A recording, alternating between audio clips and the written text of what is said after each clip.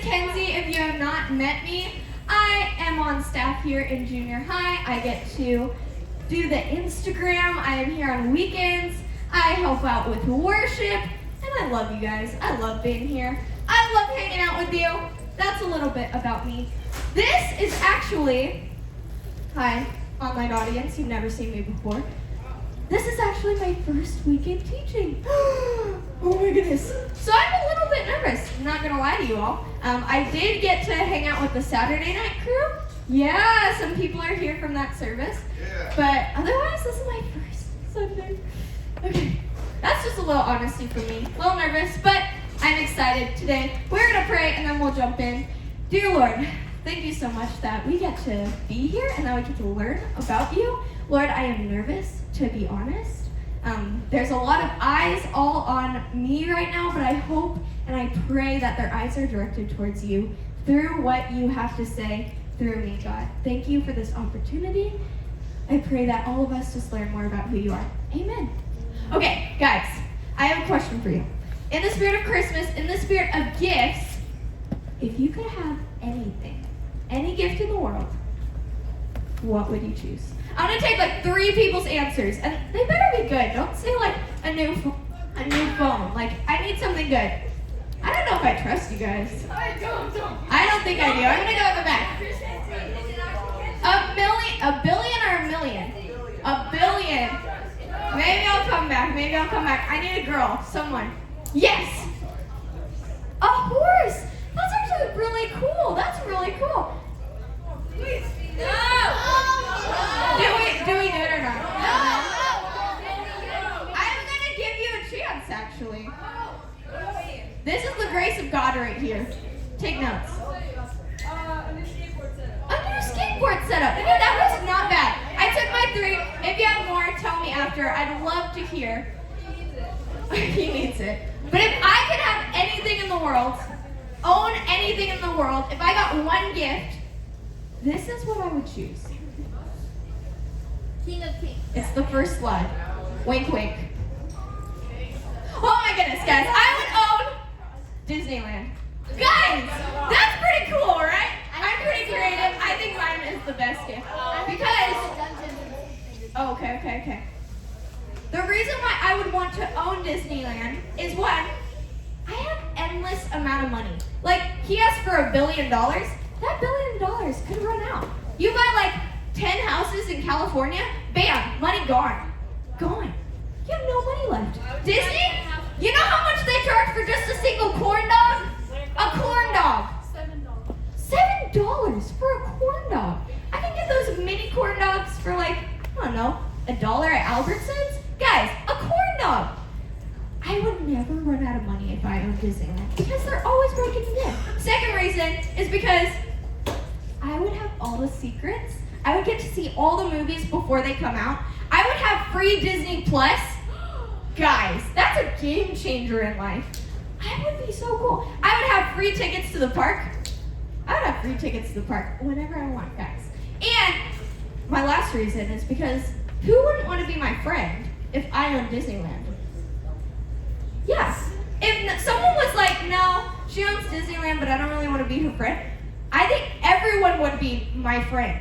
They would love me because I could get them into Disneyland for free. I could get them free Disney Plus. I could take them to the movies with me whenever I want. Guys, if I could have one gift, this is what I would choose.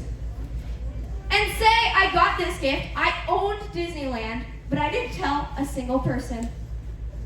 I chose to just live my college broke life living in my mom's house with my cat. And I do have a cat, yes. I just chose to live my college broke life in my mom's house. That would be insane. That would be crazy. You would think I'm stupid because I own Disneyland. Why don't I go and get my own house? I could live on Disneyland property. That would be pretty legit. I would live inside of Magic Mountain. Yes, I would. That would be a great place to live. As long as it has windows. I need some. Guys, you would think I'm crazy if I didn't use it. Today, we're in our King of Kings story. King of Kings series. And we're talking about all these different kings and what we can learn from them.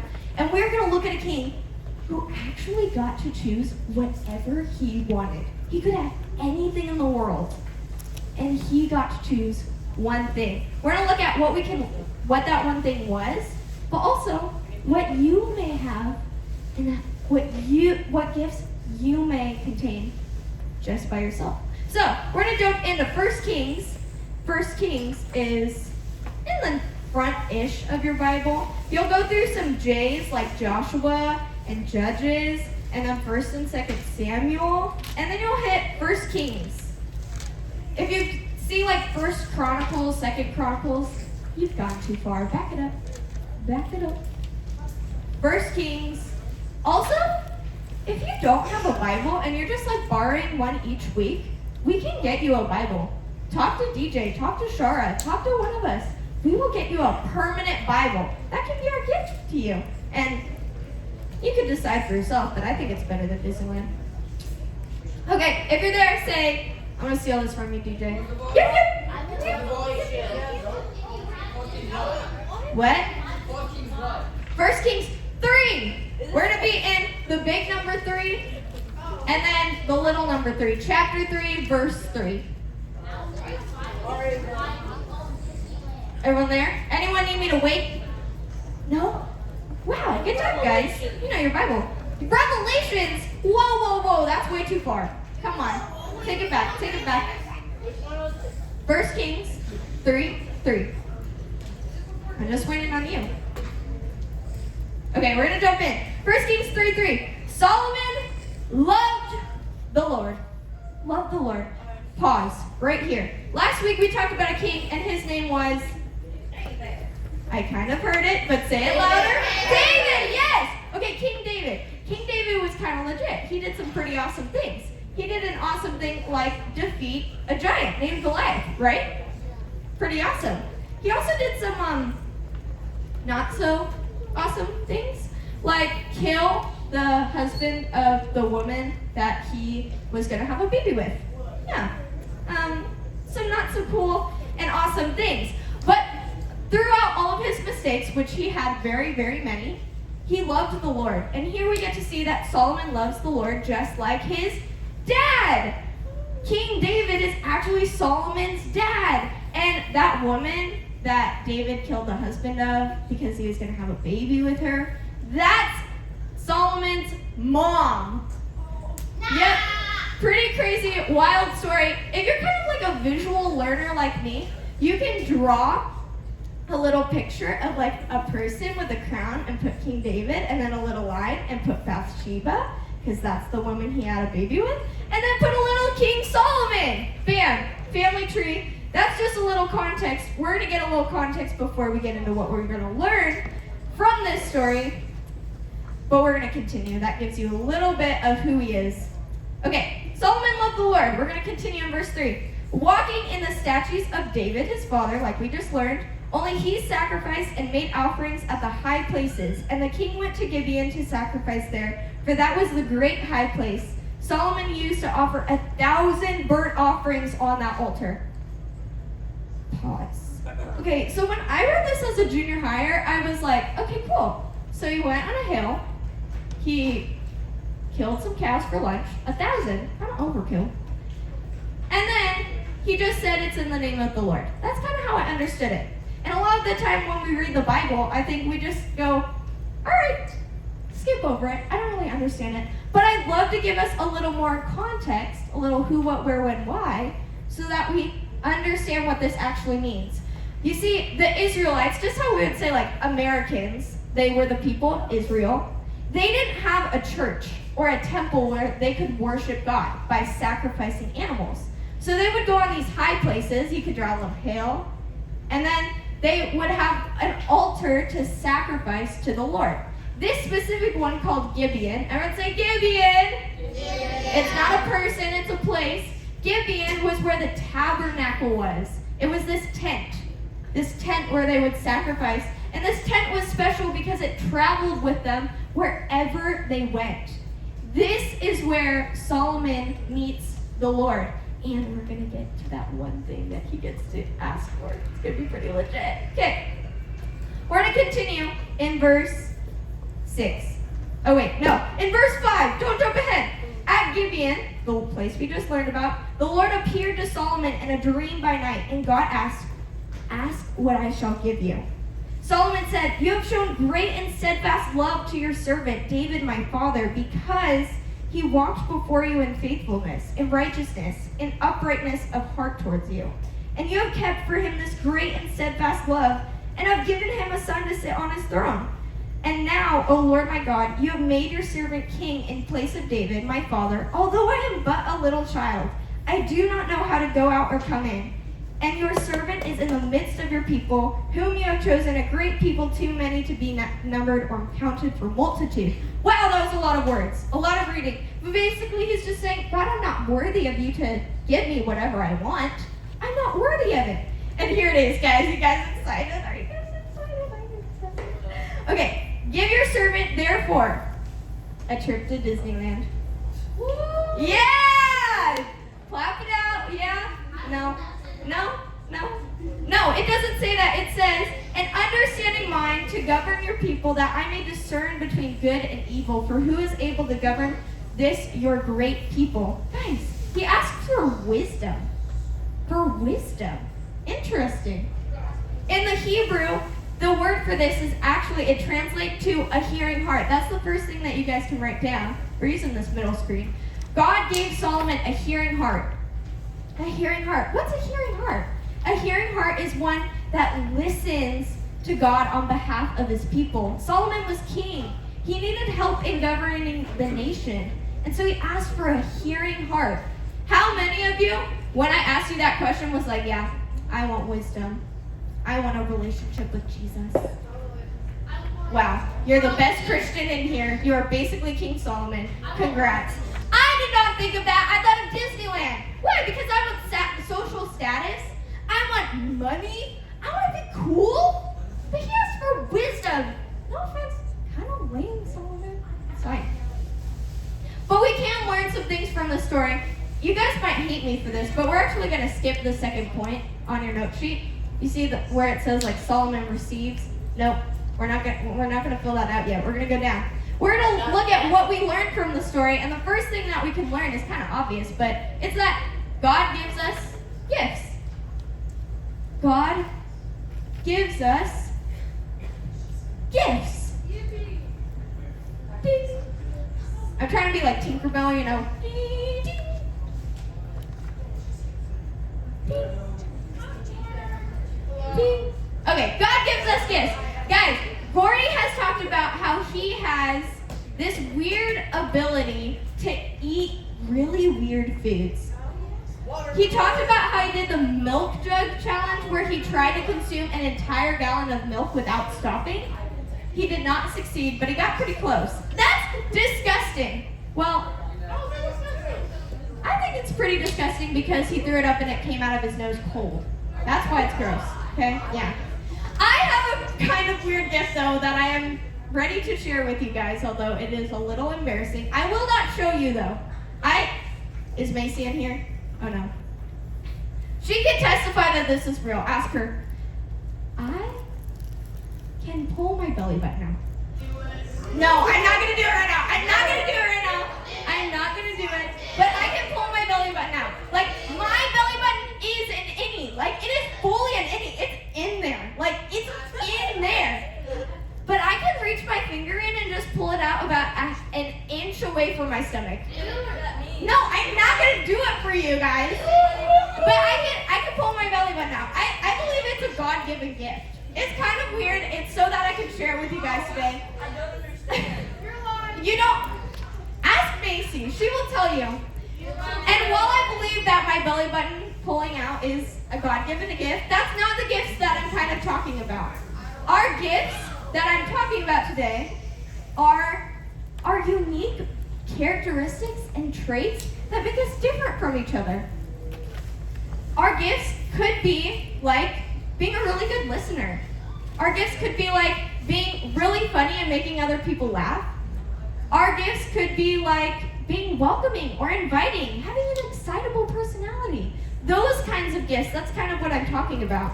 We may not be like Solomon and get to choose our gift, but we all possess them. Romans 12:6-8 actually says this. There it is. We have different gifts according to the grace given to each of us. If your gift is prophesying, then prophesy in accordance with your faith. If it's serving, then serve. If it's teaching, then teach. If it's to encourage, then give encouragement. If it is giving, then give generously. If it's to lead, do it diligently. If it's to show mercy, do it cheerfully.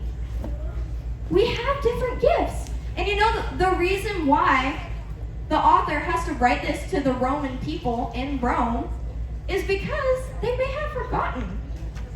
Or he needed to encourage them to actually use his gifts. You see, the second thing we can learn from Solomon is that it's actually up to us what we do with our gifts. It's up to us what we do with them. If the Lord gives us gifts and we receive them, we actually get to choose how we use them. I have a nephew. His name is Keikoa. He's super cute. He's 4 years old. And he is obsessed with trash trucks. And when I say obsessed, I mean every single Monday, he knows the times when each garbage truck comes. He doesn't call them blue, gray, and green. He calls them yard waste, recycling, and garbage truck. Like, this man, this little kid, this 4-year-old, is more knowledgeable in garbage trucks than I think I've ever been knowledgeable in anything in my life.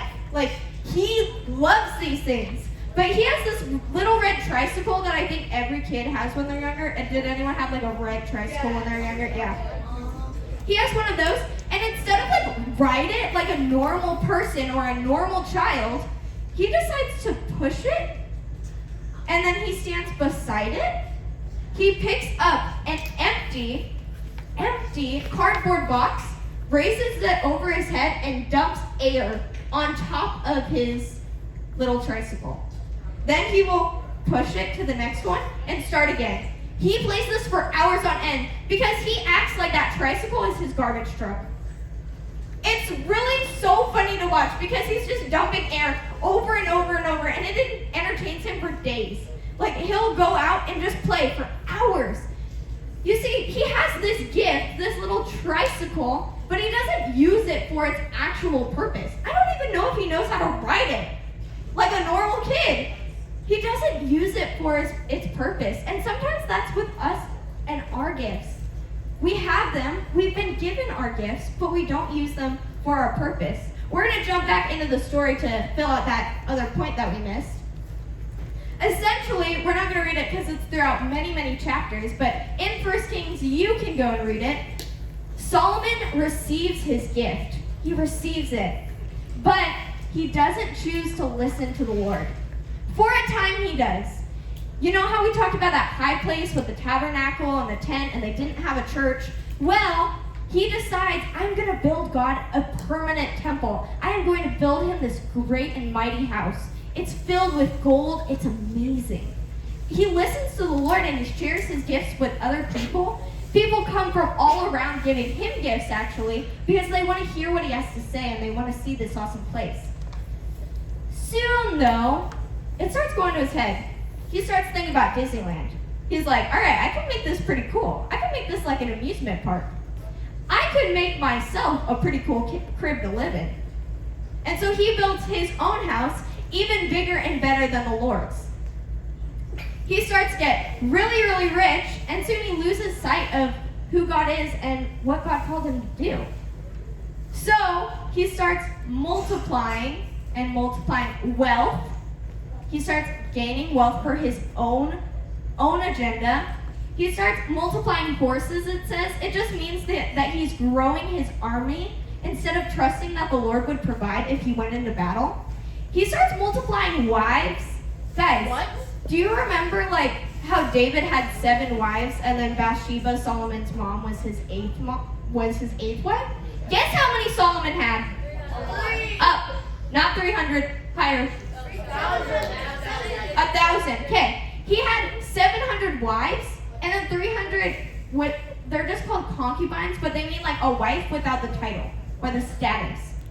1,000 women! Guys, that's crazy! Talk about not relying on the Lord or listening to him. Guys, that's pretty crazy. That's really wild. And because he connects with all these women from different places, they start bringing their own ideas of who God is. And then he starts multiplying gods. Ultimately, he chooses not to follow the Lord or his commandments by looking to other gods and worshiping them. Kind of sad. He chooses to build his kingdom rather than God's kingdom. And ultimately, that's the choice that we have. The third thing that we can learn from this story is that we can either use our gifts to give or get the glory. We can use our gifts to give or get the glory. There it is. Or get or give. Doesn't matter which order you do it. We can use them to give or get the glory. Guys, I did a white elephant once. Anyone done a white elephant?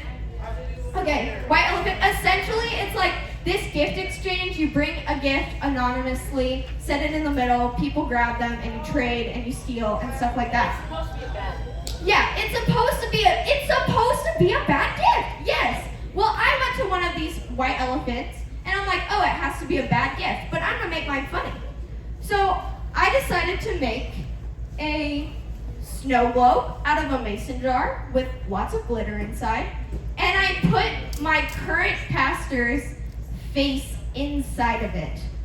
Instead of like little trees, that are kind of cute, or a snowman, I put my pastor's face inside. And I thought it was so good and so funny. I bring it to this white elephant, and everyone starts opening gifts. And they're like really good. They're like Chick-fil-A gift cards, Starbucks gift cards, bath bombs. Like they're really nice. And mine's a guy like goes and picks mine up. I'm like, oh no. Oh jeez. Okay. He opens it up and I just see his face drop. Oh my goodness. It drops. He does not want my gift because it's a snow globe with my pastor's face in it. And he probably brought that Chick-fil-A gift card. He probably brought it. I did not want to get the glory for that gift. I was ready to be like, she brought it. It wasn't me. She brought it. I did not want to get the glory for that gift. But sometimes we do like to get the glory.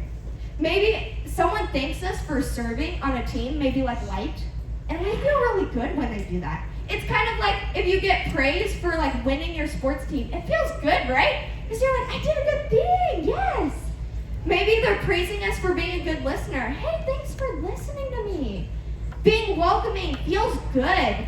And we can choose in that moment if we're going to glorify ourselves and say, I did that. I'm pretty legit. Yeah, don't mind me. I'm pretty cool.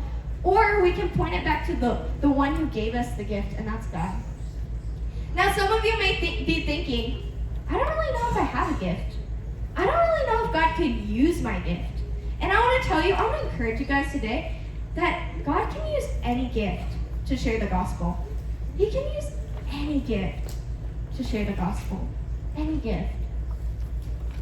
When I was a junior higher, I really thought that God could never use my gifts. I was loud, I was excitable, and I think I scared people. I'd be like, hi, how you doing? Hi. I literally saw like the fear in her eyes for a moment. She was so scared. I was just like, Taylor could probably tell you, I was just all over the place. He was my leader back then, which is kind of funny, but I was so excitable and I was so loud, and I was just too much for people. And I was like, God can never use that. God can never use that. I'm going to scare people away from Jesus. And over time, I learned how to control it. Maybe it's just a matter of controlling your gift, but he can use it. Some of you may be like, I'm too quiet. Like, I could never get on a stage and talk about the Lord. I could never do that. Hey, that's okay. You don't have to. You don't have to. If you have a relationship with other people and you can just tell them one-on-one about Jesus, that's awesome. Or maybe you're just making them feel known and heard. That's awesome. Maybe you make other people laugh. You can use that to share the gospel by not making fun of other people. It's really easy to make jokes about other people, but maybe you're different when you're funny and you don't make fun of other people. Maybe you're really, really smart. I talked to Autumn. Autumn's in here, and she is literally so smart. She and Mary come to Band Labs each week, and they tell me fun facts. And I'm like, how do you have this stored in your brain? Autumn can use her gift of knowing things, knowing them, and memorizing them to share the gospel, which is really, really, really cool. How many of you play a sport? Okay, you guys can reach people that I cannot reach. I was talking to Gordy, and I told Gordy and Taylor that my favorite baseball player, anyone who likes baseball, raise your hand? Yeah. My favorite baseball player is He-Man Choi. Yeah! Thank you, Gavin.